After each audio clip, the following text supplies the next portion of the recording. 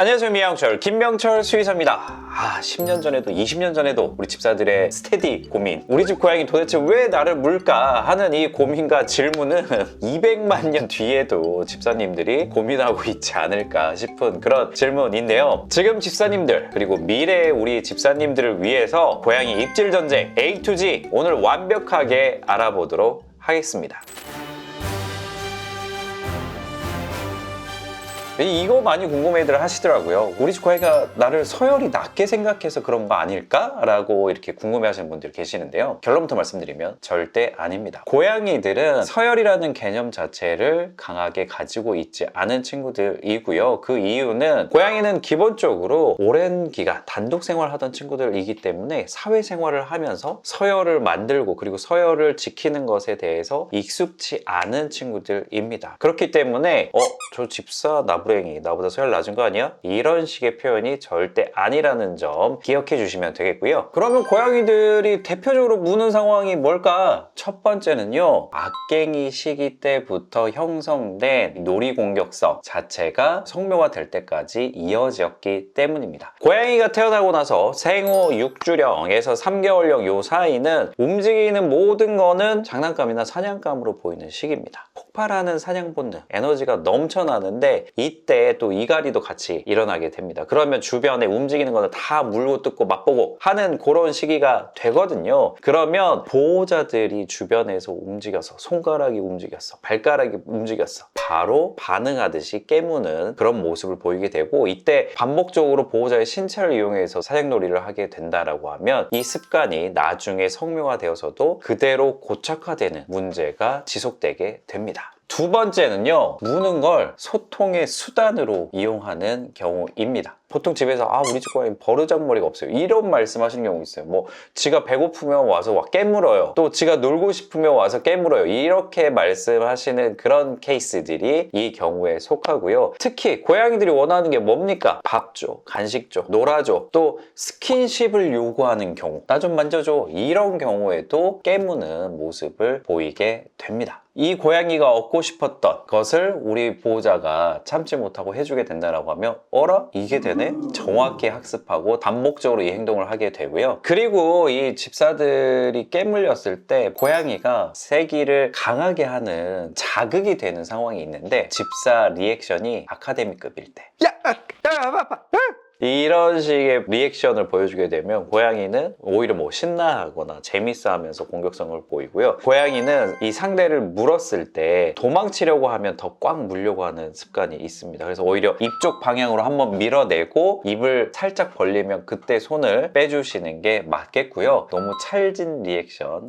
하지 않으시는 것을 추천을 드립니다. 가능하면 아무 일도 없었던 것처럼 모기가 물었나? 이 정도 느낌으로 반응한다라고 하면, 특히 놀이공격성을 가지고 있던 고양이들은 쉽게 흥미를 느끼지 못합니다. 자, 근데 이 고양이가 물었을 때 단순한 상처, 긁힌 상처만으로 끝나지 않는 경우들이 있습니다. 왜냐하면 송곳니가 어떻게 생겼습니까? 되게 뾰족하죠. 어떻게 보면 약간 주사바늘 같아. 근데 실제로 이게 깨물었을 때 단순히 피부층만 뚫는 게 아니고 이 안에 근육층, 혈관 이런 부분까지 직접 물리적인 상처를 줄 수가 있고, 또 고양이들 구강에는 상재균들, 사람도 그렇지만 상재균들이 있어요. 그렇게 돼서 2차적으로 세균 감염되는 경우는 너무 흔하고요. 동물병원에서 일하는 스태프들은 이런 경우 많습니다. 물리면 항상 이런 데 근육 많은데 두툼한 데 많이 물려요. 손을 이렇게 물리면 거의 한 2배 정도 퉁퉁 부어서 머리를 못 감는다고 하거든요. 근데 이 부분 감염돼서 2차적으로 혈관염,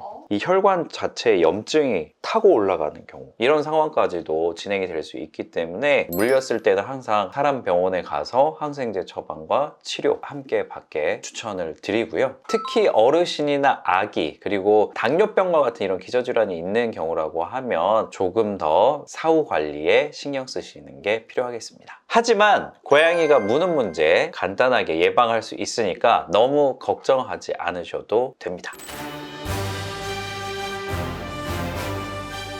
이 놀이공격성의 경우 보호자를 하나의 사냥감으로 장난감으로 생각을 하게 되는 경우잖아요. 그래서 두 가지로 좀 나눠볼 수가 있는데 첫 번째는 악갱이 때 절대 손, 발, 몸으로 놀아주지 않는 거 이거 진짜 너무너무 중요합니다. 나중에 이거 고착화 되는 경우가 너무나 많기 때문에. 두 번째는 사회화 시기가 됐을 때 정해진 장난감을 이용해서 사냥 놀이를 하고 먹을 것으로 마지막에 보상을 해주는 것 이렇게 올바른 장난감을 활용한 사냥 놀이법을 정착시켜주는 것도 미리미리 교육을 잘 해주셔야 합니다. 근데 이렇게 또 하면 말씀하시는 경우가 있어요. 아니, 사냥놀이 많이 해주는 것 같은데 그래도 자꾸 물어요. 올바른 사냥놀이법을 하고 있는데 요거는 사냥놀이가 해줘서 해소되는 이 본능 에너지보다는 가지고 있는 에너지가 한 2배, 3배 많은 거예요. 이런 경우라고 하면 사냥놀이를 확실히 더 늘려주는 것도 필요하고 경우에 따라서는 먹이 퍼즐이나 보물찾기와 같은 상황들 추가적으로 필히 세팅을 해주셔야 됩니다. 벵갈묘들, 1살 이하의 고양이들 이런 경우에 특히 이게 많이 필요할 수 있어요. 자, 그리고 무언가 요청할 때마다 깨무는 걸로 의사표현하는 경우 이건 심플해요. 이것만 생각하시면 돼요. 얘가 나한테 뭘 원할까? 절대 들어주지 말아야지.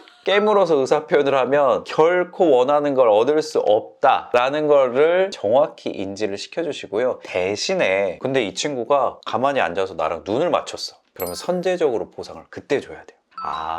이렇게 보호자 앞에 가서 가볍게 눈을 맞춘다거나 울었다거나 이런 걸로도 내가 충분히 의사표현이 되는구나. 근데 깨물면 완전 양무시당하네. 요 개념을 확실하게 만들어 주실 필요가 있습니다. 그리고 뭐 이 경우 그만 만지라고 하는 경우 이건 눈치 챙기세요. 지금 사모 약간 제가 이렇게 계속 만지고 있으니까 뭐 이런 식으로 그루밍을 하면서 제 손을 핥는다거나 귀가 이렇게 눕혀졌다거나 꼬리가 채찍질 한다거나 그 시그널들을 보냈을 때 미리 보시고 적당히 하십시오. 근데 우리 집 고양이는 놀이공격성이 너무 심하다거나 또는 집요하게 자기가 원하는 거를 얻어낼 때까지 계속 자꾸 이 깨무는 걸 활용을 한다라고 했을 때는 어떻게 하는 게 좋을까? 가장 좋은 거는 신호는 주세요. 안 돼. 근데 이때 안 돼라는 거는 너와 나의 상호 교감 상태가 끝난다라는 의미를 전달하는 거지. 안 돼! 안 돼! 안 돼! 하지 마! 이게 오히려 고양이가 재밌어 한다거나 나한테 관심을 주네? 이런 판단이 들도록 여러 번 반복한다거나 이런 거는 크게 의미가 없습니다. 그 이후에 이루어져야 되는 부분은 보호자가 사라지는 게 가장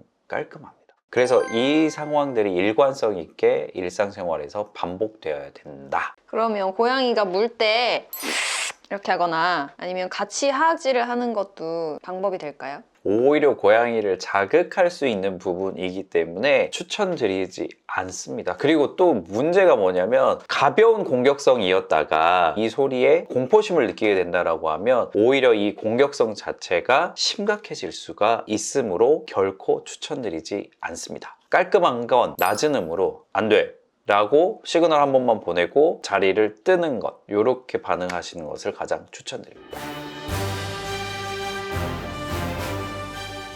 이 민양펀 카페에도 이 질문이 정말 많이 올랐는데요. 정말 뭐 스테디 사연이에요. 근데 이제 무는 것도 케바케고 상황별로 어떻게 대응해야 될지도 좀 차이가 있으니까 그 사연을 직접 한번 보면서 말씀을 드려보겠습니다. 자다가 저를 불러요. 김만무 5개월 정도 된 악마 고양이 만무입니다. 근데 5개월이면 고양이들이 사실은 기본적으로 악마 고양이가 아닌 경우가 오히려 힘들죠. 워낙 에너지가 넘치는 친구라 놀이공격성이 있습니다. 근데 만무가 자고 있거나 졸릴 때도 엄청 물어요. 천사처럼 잘 자다가 혹은 골골증을 부르며 졸고 있을 때 칵 저를 물어버려요. 무는 부위는 주로 목, 쇄골, 볼, 턱, 코 등 다양해요. 잠에 들었다가 비몽사몽 눈을 뜨고 갑자기 물고 다시 잠들기도 해요. 단순한 놀이공격성은 확실히 아니고 오히려 보호자에 대해서 알로그루밍 개념의 연장선에서 무는 행동들이 이어지는 것으로 보입니다. 그래서 원래 형제자매묘나 엄마 고양이와 함께 포개져서 이렇게 잠을 자는 경우들이 꽤 있는데 이랬을 때 서로 그루밍을 하면서 이렇게 살짝 깨무는 모습들이 남아있는데 좀 유아기적 행동이 그대로 남아있는 형태로 보여주고 있는 상황으로 생각이 됩니다. 그러면 이걸 어떻게 할 거냐? 이건 보호자분의 선택이요. 고칠 거냐? 근데 너무 귀여우니까 그냥 놔둘까? 참을까? 요 둘 중에 선택인데 행동 수정을 원하신다라고 하면 확실하게 의사표현으로 침대 밑으로 이렇게 내리는 또는 아니면 보호자가 일어나서 침대에서 그냥 자리를 뜨는 모습 뭐 아니시면 조금 거리를 두고 고양이가 잠을 잘 수 있는 조그마한 박스나 아니면 포켓네스트와 같은 고양이 둥지 형태의 쿠션을 세팅을 좀 해주시면 도움이 될 수 있습니다. 그래서 각각 침대를 쪼개서 쓰는 형태로 뭔가 환경 자체를 수정해 주시는 것도 하나의 방법이 되겠습니다. 3년 된 저희 집 레호, 입질이 나아질 수는 없을까요? 일단 이름을 바꿔야 돼. 레오는 사자고 또 호는 호랑이 같은 느낌이잖아요. 야, 이 입질하기 딱 좋은 이름이네. 좀 노루 이런 걸로 좀 바꿔줘야 될 것 같은데. 산노루 뭐 이런 걸로. 이제 낚싯놀이 하다가 흥분하면 발을 콱 물고 소파에 앉아 있어도 발을 콱 뭅니다. 반응 안 하려고 방으로 들어가려고 하면 따라와서 문채로 발로 쾅쾅쾅 찬다. 이건 뭐 전형적으로 이건 놀이공격성이네. 식탁에서 밥 먹으려고 나오면 와서 발을 물고 도망갑니다. 요새는 아기를 안고 있는 상황에도 팔 물고 발 물고 하는데 어떻게 해야 할까요? 아기는 물지 않고 냄새만 맡고 갑니다. 아기까지 있는 상황이라 혹시라도 아기를 공격하진 않을까라는 부분도 조금 걱정이 되시는 것 같습니다. 일단은 고양이들이 아기를 공격하게 되는 경우는 조금 상황이 달라요. 평소에 너무 예민하다거나 집사가 이사를 가거나 짐 싸고 막 이런 여러 가지 상황이 있고 나서 갑자기 동공이 갑자기 확 커지면서 공포심에 사로잡힌 공격성을 보일 때 집사를 공격하는, 평소에는 너무 잘 따르던 친구가 이런 모습을 보였던 친구들이라고 하면 아기가 집에 왔을 때 지속되는 스트레스, 그리고 예측할 수 없는 아기의 움직임, 이런 것 때문에 아기를 공격할 수 있는 가능성이 생깁니다. 하지만 지금처럼 놀이 공격성을 보이는